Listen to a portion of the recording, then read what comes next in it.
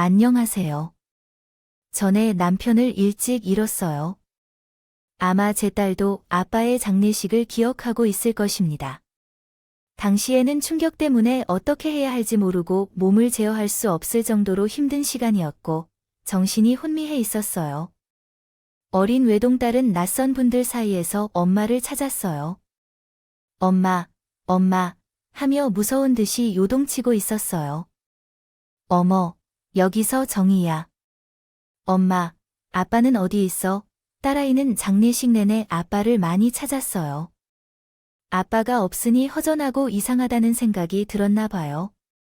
이런 딸을 어떻게 다루어야 할지 고민이 많아졌어요. 그저 그것을 반복했습니다. 남편과 함께 거의 전체 삶을 함께한 사람을 밖에 못 찾을 정도였어요. 남편은 제 머리 위로 떨어지는 비를 대신 받아주던 사람이었고, 어려운 사회생활 동안 저를 단단히 지켜주던 사람이었습니다. 어린 시절을 같이 보낸 고향에서 그 만남은 시작되었고, 그 후로 함께해서 마음이 맞아 결혼할 정도로 친한 사이였어요. 그런 소중한 사람이 갑자기 없어지니까 안타까운 상실감이 밀려왔죠. 어떻게 이것을 극복해야 할지, 극복할 수 있는지도 알 수 없었어요. 상실감이 있었어요. 엄마, 나 배가 고팠어요. 집에 먹을 것이 없다고 했는데도 아마 그런 게 있겠죠. 딸아이가 아니었다면 아마 남편을 따라 세상을 살고 있는 나를 등지 않게 될 거라 생각했겠죠. 밥을 구하러 다니다 보니 현실이라는 땅 위에 발을 디디게 된 거예요. 우리 아이는 남편을 닮아 있었기 때문에 나에겐 이어갈 힘이 생겨났어요. 하지만 인생은 함께 움직인다고 했으니까 설상가상하게 우리에겐 어려운 시련이 찾아왔어요. 남편을 보낸 지 얼마 되지 않아 또 다른 차가운 현실을 마주하게 되었어요. 내 직장에서 정리해고가 진행되고 저도 그중 하나로 빠져나가게 된 거예요. 게다가 친정엄마까지 아부시게. 아파서 아이를 돌볼 수 없게 되었고 큰 금액의 수술까지 필요해졌어요. 살아가기도 힘든 현실이지만 아픈 마음까지 갖게 된 이 엄마도 정말 정신을 잃을 것 같더군요. 너무 절망적이라 앞이 안 보였어요. 그럼에도 불구하고 먼저 딸을 안고 살아야 했습니다. 경력도 끊겨 일할 곳이 많지 않았어요. 그래서 근처 동네 식당에서 일을 시작했는데 처음 해보는 식당 일이라 서툴기도 하고 가끔은 신음소리가 나올 정도로 힘들었지만 그래도 오늘 함께 배고프지 않아 더 감사했어요. 어린 딸과 곰팡이가 번진 꿉꿉한 것이 있는데도요.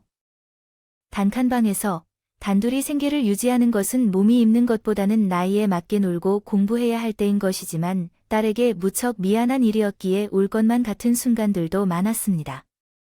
그러나 제가 고생하는 것을 알았던지 그 어린 딸은 아장아장 걸어와서 고사리 같은 손으로 말을 해줄 때마다 잘 사야 한다고 말을 해야 죽어서도 남편에게 떳떳해야 한다고 생각하여 살아왔습니다.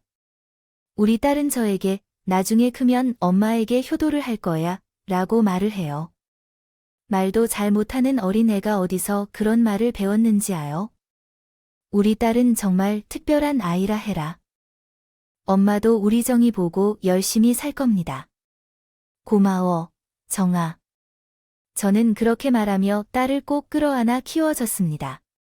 그러다가 친정 엄마의 도움으로 김밥집을 하나 차리게 되었는데요. 사실 이 김밥집은 엄마가 빚을 내어 차려주신 것과 다름없었어요. 엄마도 달 사는 게 마음에 걸리는지 대출을 끌어모아 해주신 가게라 더더욱 제가 이 가게를 잘 운영해야겠다는 생각을 했는데요. 하지만 바람과는 달리 외진 곳에 있어서 그런지 손님들이 잘 모이지 않았어요. 기껏해야 김밥 몇 개씩 보다가 집에 가야 하는 날이 난다는 것이 사실이에요. 그래서 불안함 속에 아직 6살밖에 안 된 어린 딸을 안고 손가락을 졸며 어려운 시기를 보내야 했어요. 그러던 중 그 힘든 시기가 동지 같이 있는 동안 동생을 처음 만났는데 그분은 빛을 발하는 김밥찜집 2층에 사시는 아이의 엄마였습니다. 처음 본 순간은 김밥집 앞에서였습니다. 아기를 등에 업고 다니시는데 아기가 배가 고프다며 내일 칭할 것 같다고 말씀하셨습니다.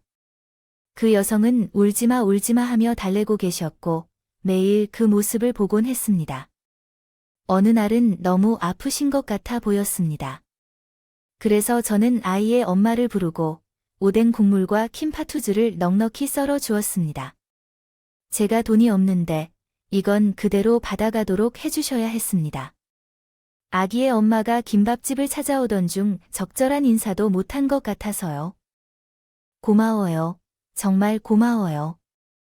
혹시나 내 안에 남아있을까봐 둘러싼 말이었지만 아이 엄마는 그걸 아는지 연신 고마워한다고 말하더니 허겁지겁 먹기 시작하더군요. 얼마나 많은지 어떤 것인지 목이 메어질 정도로 김밥을 입안으로 구겨 넣는 그 모습이 너무 안 좋아 보였어요.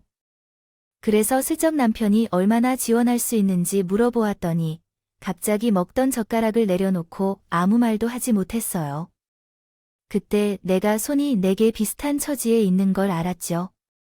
왜 그런지 모르겠지만 남편이 나와 같은 처지인지 그런지 더 정해지고 안쓰러워했어요. 가게에서 김밥이 남을 때 혹은 아이의 엄마가 배고프다고 할 때는 얼른 앉혀서 한입하라고 불렀어요. 아기 엄마, 이 김밥이 남았어요. 그래요? 얼마나 먹어야 해요? 오늘 못 팔아서 다 버려야 할 거라면서. 아, 양은 어차피 버릴 건데 주시니까 항상 감사하긴 하지만 제가 보답할 게 없어서요. 아버달은 뭐, 어차피 버릴 걸 주는 건데 얼른 한 잔 붓고요. 오늘 밥 못 먹었어요. 처음에는 그런 친절함조차 부담스러웠는지 위협적으로 여자가 손수레를 치며 제가 억지로라도 한 번 떠밀며 남편이 없다고 해보자 그제야 좀 제 눈을 쳐다봤다는 거예요. 그때 그 돈 한 번 물어봤어요. 얘 키우기 힘들겠다. 나도 우리 정이 어렸을 때 남편이 떠나게 돼서 많이 힘들었어요. 저에게 물어보기 어려운 얘기이지만 왜 혼자 아이를 키우기 시작했는지. 대답하기 싫으면 하지 않아도 돼. 내 남편은 도망쳤어. 우리는 서로 시간을 정해 만나는 사이였는데 어느 날 갑자기 그런 결정을 내리게 되었어. 아직 마음의 상처가 아물지 않은 것 같아서 여자는 말을 잇지 못하고 고개를 끄덕이며 그녀와 그렇게 이야기를 나누다 보니 서로 마음이 통하는 것을 빨리 깨달았어. 왜냐하면 그런 사이이기 때문이야. 알지만 얼마 안 되었어도 우리는 오랫동안 알고 지내온 것 같은 사이였어. 분명 고향은 다르지만 마치 고향 친구를 만난 것처럼 편하고 친근했어. 순이와 나는 그 이후 서로를 자주 만나며 지내왔어. 순이는 집에서 아이를 돌보면서 할 수 있었어. 작은 부업을 시작했는데 이로 인해 수입이 생겨서 매우 기쁘다고 말했어요. 그 돈으로 반찬을 사고 집에 먹을 것을 주기도 하고 김밥할 때 남으면 이웃들에게도 나누어 주곤 했어요. 서로의 상황을 잘 알기 때문에 서로 도와주며 함께 어려움을 나누곤 했죠. 순이야, 내가 있어서 참 좋아. 남편 없이 딸을 혼자 키우면서 외로웠고 친구도 없어서 서러울 때가 있었는데 언니의 말도 마찬가지야. 너가 있어서 요즘 더 열심히 살아가고 있는 것 같아. 이렇게 함께 지내는 것이 영원히 계속되었으면 좋겠어. 언니, 어디 가지 마요. 알겠어요. 그래야만 내가 잘 사는 걸 언니에게 보여줄 수 있어요. 내 아이가 더 커지면 돈을 많이 벌어서 떳떳하게 잘 키우고 싶어요. 얘가 하고 싶은 걸 다 이루어 주고 싶고요. 미운 모여도 잘 키울 수 있다는 걸 보여주고 또 쉽고 그러면 할 수 있을 거예요. 너처럼 대단한 엄마가 어디 있는지 봐라. 잘하고 있는 것이야. 그래서 우리는 내 집이나 서로의 집에서 또는 김밥 가게에서 서로의 이야기를 나누며 헛된 마음을 달래고 있었어요.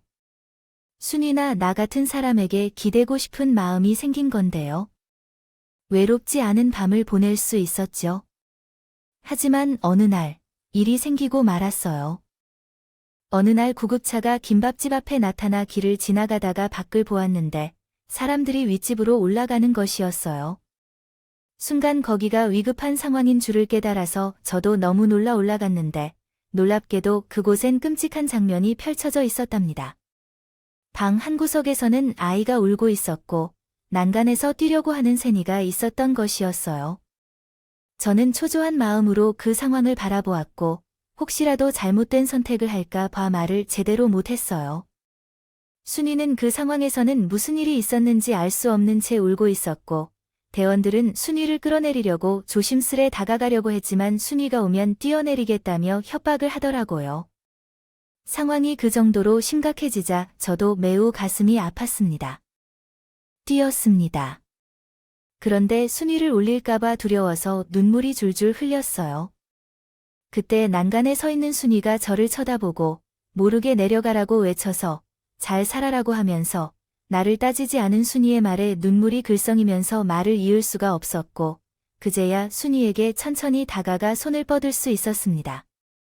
그리고 구급대원의 도움을 받아 아래로 내려왔어요. 나중에 순이가 진정이 된 뒤 자진지명을 하여 결혼을 하기로 했던 남편이 되었습니다. 몇 번이나 찾아왔는지 보니 그리고 도움을 요청하며 이제 아이와 함께 살 차 희망을 가졌던 모양이었더군요. 그 말을 철석같이 믿고 있던 순이의 믿음을 배신하고 또 한 번 연락을 끊게 되었고 심지어 그 남자가 순이 명의로 돈을 빌리는 바람에 빚까지 생겼습니다. 업무에 대한 예상을 틀렸다고 생각해서 나는 매우 바보 같고 한심스러웠었습니다. 서두르고 싶었습니다. 아니야. 그럴 수 있어. 자책하지 마세요. 순이야, 언니는 널 얘의 말을 듣고 실천한 것으로 마음을 표현했다는 것을 깨달았어. 저도 마음이 아팠어요. 그리고 목숨을 구했지만 혹시나 또 그런 선택을 할까봐 너무 걱정스러워해요. 순이는 어김없이 자리에 죽게 하고 있다. 이동안 옆에서는 소중한 아이도 어린 것도 돌보며 순이가 힘 빠져인 것도 돌봐주었어요.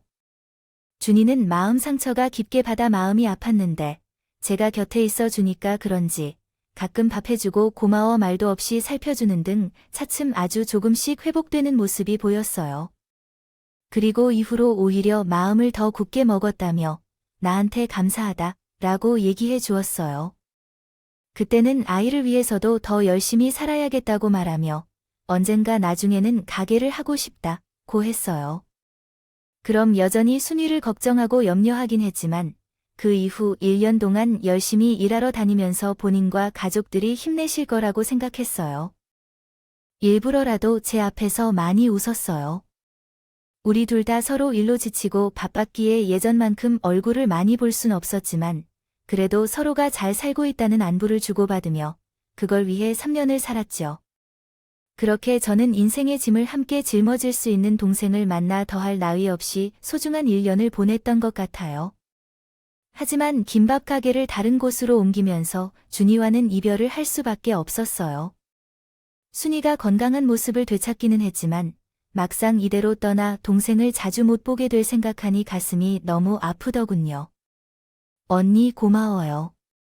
언니는 나를 살리려고 나타난 사람 같아요. 아마 언니를 평생 잊지 못할 것 같아요. 나도 이정에 대해서 잊지 못할 것 같아.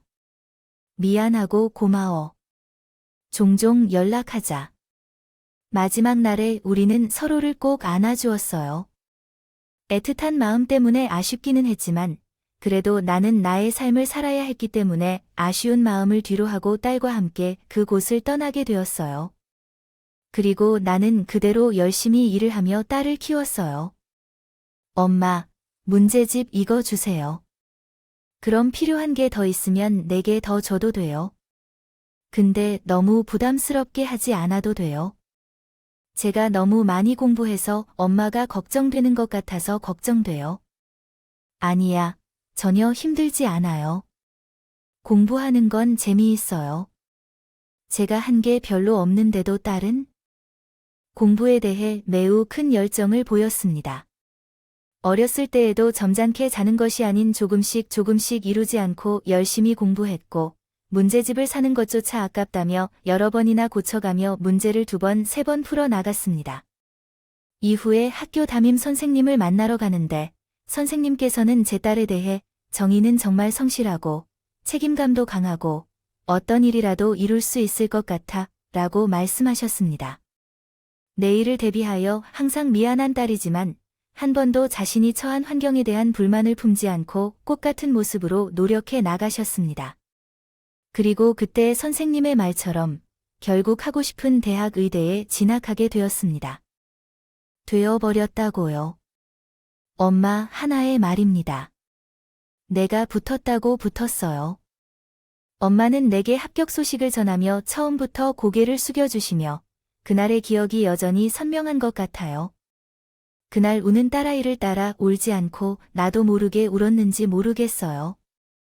김밥을 만들다가 갑자기 들은 합격 소식에 그만 목이 메어 손님들이 분위기가 그 자리에서 얼룩져 있었죠.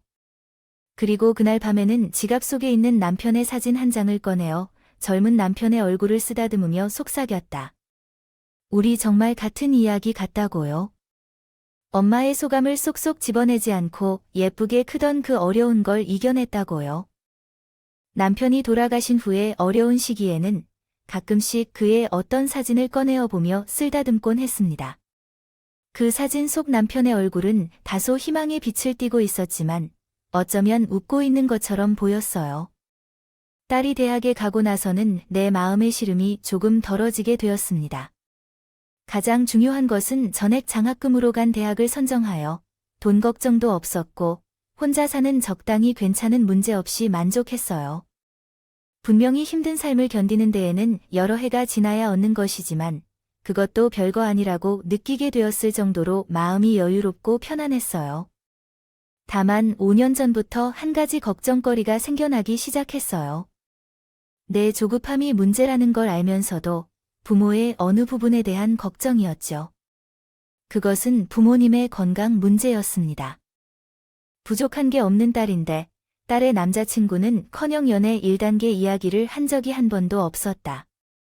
워낙 신중한 성격의 아이라 연애를 할 때도 그러다가 그런가 싶었는데 딸도 저도 나이가 들어가니 괜스레 불안해졌어요.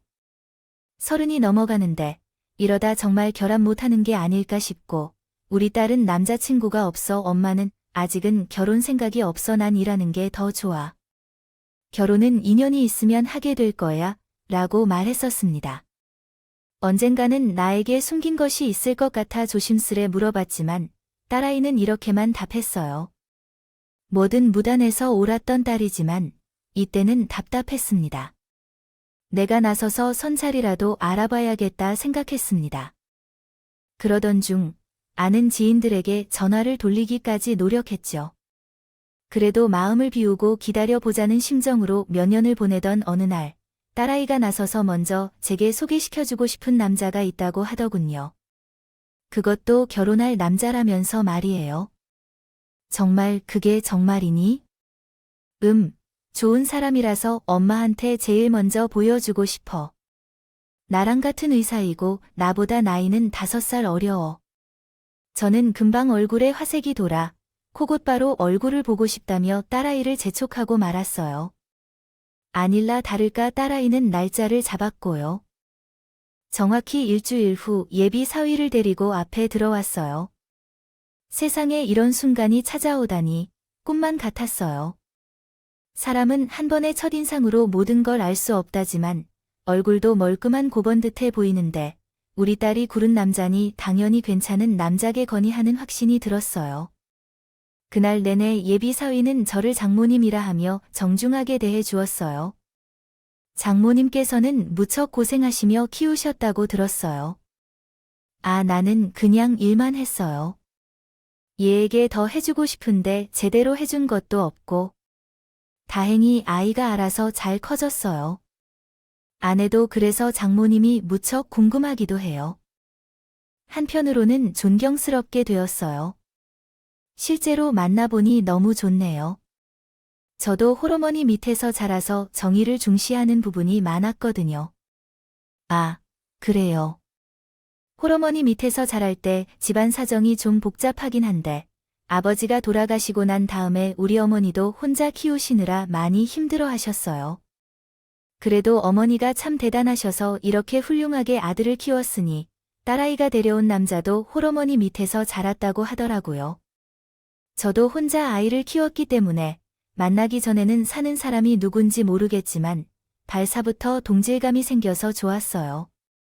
사실 만나기 전에는 딸아이보다 나이가 5살 어려다고 하길래 조금 걱정이 됐는데요. 말씀하신 거를 들어보니 자녀가 이런 걸 그리 단단할 줄 몰랐어요. 걱정이 무색할 만큼 많이 마음에 차는 이유였죠. 하지만 이것 또한 소중한 꿈으로 끝나고 말았어요. 딸이 사회에 적응한 지 한참 됐는데 상담을 받으려 하니 말이 없어서 전화를 걸어봤는데 그만 너무 충격적인 소식을 듣게 됐어요. 그날따라 다의 목소리가 가라앉아 있었는데 처음에는 그런 줄도 몰랐죠. 정말 상담 받을 때가 좋은 시기야. 엄마가 미리 날짜를 알아야 할 것 같아 연락해 주셔야 해. 아, 그게 왜 그래? 너희가 많이 바빠서 미뤄두고 있니? 엄마가 실은 그게 아니라 그 집에서 나를 반대하고 있다는 거야. 왜? 순간 심장이 쿵 떨어지는 것 같았어요. 너를 왜 반대하냐고요? 난 너희 씨부터 나이도 많고 그 집안에서 원하는 며느리가 아니라 나는 저보다 더 아파하고 있는 딸을 위해 담담하려 노력했지만 말 그대로 너무 큰 충격을 받았습니다. 시골가에서 반대라며 이때까지 부족함 없이 키우려 노력했던 딸인데 엄마 위해서 하는데도 부족한 시간이라고 아무리 해도 속은 반쪽이 맞지 않는 착한 딸인데 그랬던 딸이 결혼을 못한다는 사실이 감당하기 어려웠어요. 안 되겠다 싶어서 딸을 불러 자세한 말을 들었더니 최근 했는데도 따르기 어려운 말을 쉽사리 잊지 못했어요. 말하는 투나 분위기를 보니 그 집 시어머니가 유독 제 딸 아이의 결혼을 반대하는 것 같았지만 딸은 심하게 말을 아껴주지 않고 저는 더 물어볼 수 없이 따라 일 그대로 돌려보내고 말았어요. 다른 것보다 딸의 얼굴이 말이 되지 않았어요. 얼마 전까지만 해도 예비 남편과의 결혼에 대한 미소가 가득한 딸 아이의 눈빛에는 거뭇거뭇한 것 같은 게 가득했고 밥도 제대로 먹지 않는 것 같더라고요. 한 번도 제 앞에서 그런 모습을 보인 적이 없는 딸인데 그런 딸아 일본이 부모로서 가슴이 찢어지는 기분이었어요. 그런데 중간에 저는 직접 그 예비 사위를 는 문장이 끝나지 않았으므로 완벽한 내용이 채워지지 않았습니다. 빈칸을 채우시면 다시 한번 도와드리도록 하겠습니다. 만나기로 결심했습니다. 무슨 일인지 모르겠지만 부모로서 일단 예비 사위와 먼저 이야기라도 해보며 상황을 풀어보기로 했어요. 결심은 했지만 막상 전화하기 쉽지 않았는데 다행히 나와 다른 제 전화에 예비 사위는 헐레벌떡 달려왔어요. 그 아이도 돌아가는 상황을 아는지라 차마 제 눈을 제대로 마주치지 못하더군요. 저도 이런 만남이 편치 않았지만 그래도 딸아이를 위해 물어야 했어요. 자네, 어머니가 우리 정의를 많이 반대한다고 하던데 사실인가요? 네, 맞습니다. 죄송합니다. 왜 반대를 하시는 건가요? 그게 우리 어머니께서 저를 혼자 키우셔야 그런지 많이 까다로우신 것 같아요. 편해요. 저보다 나이가 어리다고 하는데요. 여러 조건을 다 이야기하고 나도 어머니가 어떤 며느리를 원하시는지 모를 정도로 까다로워요. 하지만 상황이 해결될 것 같았던 건데 이야기를 하자니 처음에는 혼란 중이었어요. 한숨이 자꾸 튀어나왔죠. 그런데 인생은 참 흥미로워요. 그때 예비 사위가 전화를 걸어왔습니다. 핸드폰 화면에 엄마라는 이름이 뜨니 예비 사돈인 듯해요. 전화를 받아도 되겠다고 망설이더니 천천히 받았어요. 그러나 통화 속에서 들리는 목소리가 좋지 않더라고요. 왜 그 자리에 있는지, 누구를 만나러 가는지 묻는다던데요. 심하게 화를 내는 것 같았어요. 그에게 다짜고짜 저를 바꿔달라고 재촉하던데요. 결국 전화를 받게 되었어요. 네, 안녕하세요. 탄도직입적으로 말하겠습니다. 그쪽의 집안과 우리 집안이 맞느냐 합니까? 라며 말했어요. 들이니 시장통에서 김밥집 한다면서요. 아무리 그쪽이 달이 우리 아들과 비슷한 의사라 하더라도 결혼은 집안길의 약속인데 말입니다. 수준 맞지 않는 집안과 결혼시키지 않습니다. 더는 말하고 싶지 않습니다. 제 입에 이런 이야기 담는 것조차 불쾌해요. 그러고 전화를 끊긴 것 같았지만 전화기를 넘기지 못하고 한동안 들고 있었어요. 말이 나오지 않았어요. 예비사위는 통화 목소리를 듣자마자 말을 이어나가지 못하고 불안한 눈으로 재빨리 주위를 살피며 있었다. 자리에서 얼굴이 급격히 빨개지자 자리를 떠나게 되었고, 왜 그런지 알 수 없는 많은 사람들 사이로 해처 가게에 도착했을 때는 머릿속이 정리가 안 되어서 정신이 없었다. 몇 잔의 냉수를 마셨음에도 속이 가라앉지 않았다. 그 순간 학생들이 문을 두드리며 아주머니, 장사 안 해요 하고 외칠 때 마침내 제 정신을 차렸다. 이후 저와 제 딸아이는 정말로 어려운 시간을 보낼 것 같았다. 사실 그 시간은 파워가 필요했는데 딸아이는 잘 극복하며 살아갈 거야 라며 위로하고 괜찮다 고 속으로 다독이며 차분해지기로 결심했다. 하려고 했어요. 솔직히 어미로서 그의 딸의 전 남자친구 어머니에게 전화라도 해서 마음을 속편히 터뜨리고 싶은 심정이 얻어졌죠. 당신이 누구길래 내 딸을 우습게 대하냐고? 어디서 이런 식으로 다른 사람의 삶을 판단하냐고 바락바락 화내며 저희 집에 가서라도 이 드리고 싶었어요. 그러나 그렇게 할수록 상황이 더 어려워질 걸 알아서 마음속까지 참았어요. 시간이 약이라는 말처럼 빠르게 지나가도록 바람과 마음속에서 이 사건이 잊혀지길 바라면서 말이죠. 딸은 그 판을 맞았지만 다행히 큰 문제 없이 잘 살아갈 것 같아요. 저도 딸이 잘 해내기를 기도하며 마음을 달래며 시간을 보내고 있어요. 있었지만 한 달 후 갑작스레 예비되더니 일 뻔했던 그 여자로부터 전화가 왔어요. 워낙 충격을 받아서 그런지 전화번호를 보니 대충 누군지 알 수 있었어요. 왜 전화하셨죠? 내 아들이 당신 딸과 결혼 못하면 차라리 죽겠다고 못 사겠다고 합니다. 그러니 결혼시키죠. 3개의 날짜와 주소는 문자로 보내겠습니다. 책에 뭐라 답할 기회도 주지 않고 그리 차가운 말로 전화를 끊는 게 어처구니가 없었지만 이쯤 되니 저도 얼굴 보고 싶더군요. 얼굴 보고 제 할 말도 하고 싶었습니다. 당신 집안이 얼마나 잘났건 간에 내 딸에게 상처 줄 권리는 없다고요. 그렇게 저도 한판부터 보자는 심정으로 상대하겠습니다. 견 내장이 들어온 것 같아요. 하지만 그 교양 없는 여자가 견의 의장에 들어오자 그 순간 그만. 저는 숨을 쉬기 힘들었어요. 미정 언니가 순이. 그 여자들은 놀라고 저도 놀랐습니다. 그 여자는 바로 김밥집을 운영했을 때 아이를 업고 들어왔던 그 순간이었어요. 언니를 여기서 만나다니 엄마 어머님도 알아요. 사회도 그렇고 제 딸도 모두 놀람을 감추지 못하고 무슨 일이냐 며 물었어요. 저는 너무 놀라 아이들이 묻는 질문에도 대답하지 못하고 어버버했어요. 그때 숭례 눈가에 눈물이 고이더니 제 손을 계속 쥔 채 무릎을 꿇은 자세가 되어 하염없이 울기 시작했어요. 마치 울부짖는 것 같은 흐름에 모두 당황스러워했고 조차 이 상황을 어떻게 받아들여야 할지 몰라 얼딸딸해졌어요. 그러던 중에 저는 숨을 고르며 손을 일으켜 세우려 했어요. 그랬더니 순이가 울음을 겨우 삼켜 제게 그러더군요. 언니, 내가 언니 탈인 건 모르고 반대한다고 골깝게 떨었어요. 미안해요. 언니 내가 올챙이적 생각을 못하고 언니가 나한테 그렇게 따뜻하게 대해준 사람인데 그것을 미처 모르고 큰 실수를 저질러서 정말 죄송해요. 나도 왜 그랬는지 모르겠어요. 언니의 미안한 헤어말로 다 못할 정도로 미안해요. 순이 회사가 계속되었어요. 일어서라 했지만 말을 듣지 않고 계속해서 울었어요. 며느리야, 미안하다.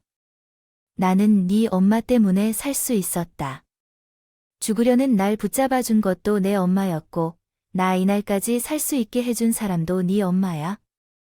내가 그걸 몰라 너를 문전박대하고 말았구나.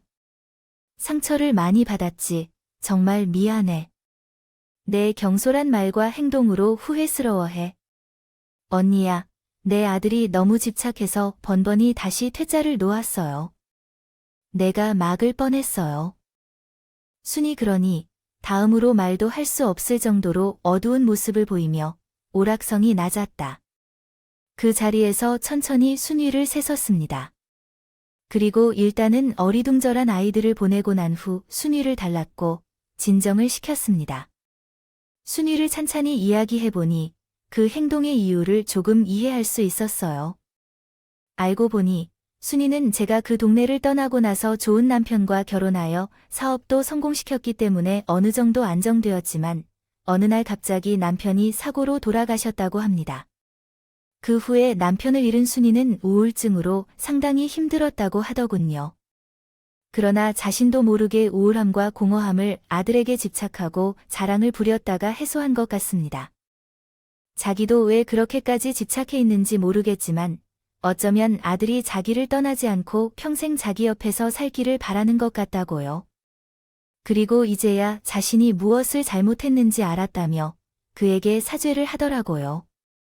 순의 여자의 사존이 진심인 걸 느끼기에 마냥 비난만 할 수는 없겠다고 합니다. 또한 순애에게 대한 상처를 준 것이 분명하다고요. 아이들은 서로를 가장 원하는 존재이기 때문에 아이들의 결혼을 성사시키는 것이 먼저였습니다. 그래서 일단 저도 마음을 가라앉히고 순애에게 우리의 문제는 나중에 이야기하자고 미뤄두고 결혼식을 서둘러 진행시켰어요. 두 아이의 결혼은 순탄하게 진행되었어요. 딸아이는 아름다운 신부로 변모해 버진로드를 걸었고 저에게는 장모님이 되어 저를 찾아오는 다정한 사이가 형성되었어요.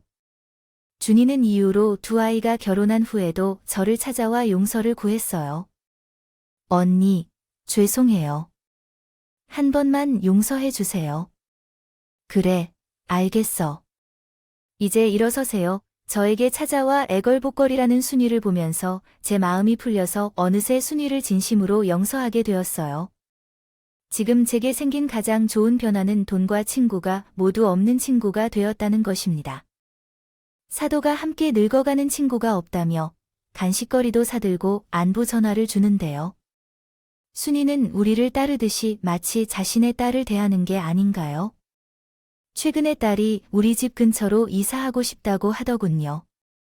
처음에는 불편해하던 이웃이 친정 근처에 살면 마음이 편안해지고 좋을 거라며 좋은 집을 찾아주어서요. 이렇게 해줘야 내 마음이 편해진다고 하네요.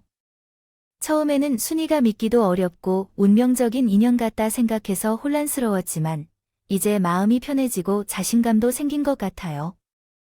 따름이네요. 요즘 들어 세 사람이 순위를 차지한 것 같다며 저에게 말하곤 해요. 언니 덕분에 큰 깨달음을 얻었어요. 만약 나오지 않았다면 계속 아들에게 헛된 꿈만 꿨을 거예요. 하지만 언니를 만나고 나서 나 자신을 다시 돌아보게 되었지 뭐예요.